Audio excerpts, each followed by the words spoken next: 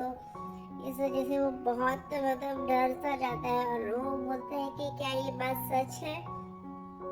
तेरी शादी होने के बावजूद भी तुमने ऐसा किया था और हमारे गांव की लड़की हमारी वैजू को तुमने धोखा दिया। तो ये सब जो सोचता है कि ये तुमने आपको किसने बताई ये बात।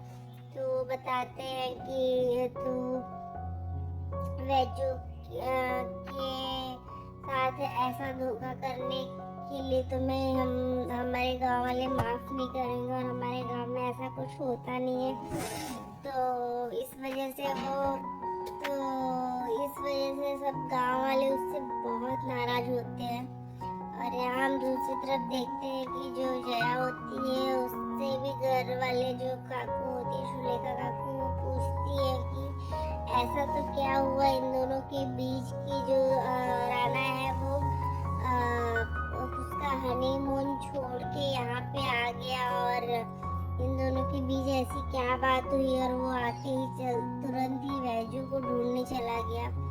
तो जया जो होती है वो बहुत ही परेशान होती है कि कैसे अब राणा को सेव करे और राणा को कैसे उसे प्रोटेक्ट करे।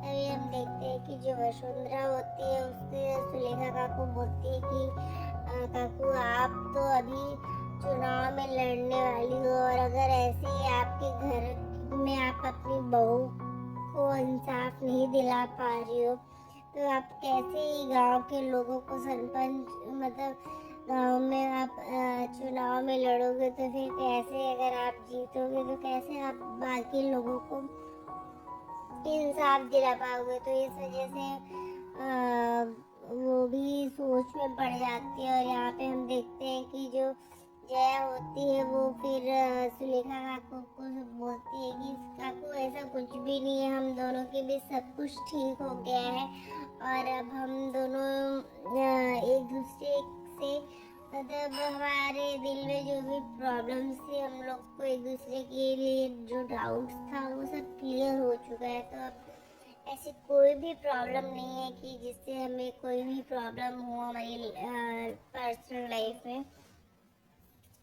पर जो जया होती है वो उसे कहीं ना कहीं एक तरीके से प्रोटेक्ट करने की कोशिश करती है वैजू को और राणा को, क्योंकि वो नहीं चाहती कि राणा के ऊपर कोई भी बेवजह उंगली उठाए। और यहाँ पे हम देखते हैं कि जो वसुंधरा काकू होती है वो भी सोचने लगती है सुलेखा काकी की बात से।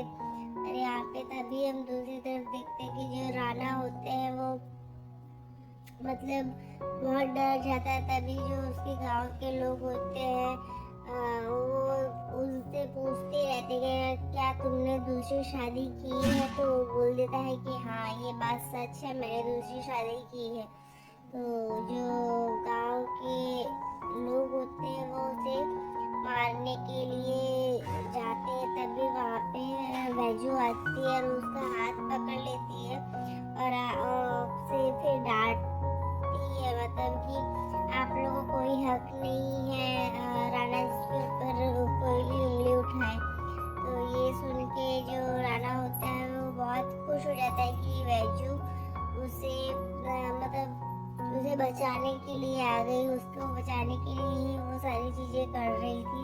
तभी वो बोलता है कि तू ऐसा क्यों कर रही, तू इसे क्यों बचाने की कोशिश कर रही है, इसने तुझे धोखा दिया है। तो वो बोलती है कि नहीं आप लोग का ये मैटर नहीं है, आप लोगों ने मेरी ये शादी जबरदस्ती करवाई थी। उसके बाद वो बोलता है कि उसमें तभी जो वैजू होती है वो सोचती है कि अब इनको इंसाफ दिलाने के लिए मतलब वो खुद ही फिर बोलती है कि आज से ये रिश्ता मैं अपनी तरफ से पूरी तरह से ख़त्म कर देती हूँ। और फिर वो जाके अपना मंगलसूत्र निकाल के हवन कुंड में डाल देती है। तभी राणा जाता है उसे बचाने के लिए, मतलब वो मंगलसूत्र उतारने के लिए उसमें से निकालने के लिए। तो उसका हाथ जल जाता है। तो वो बोलता है कि तुम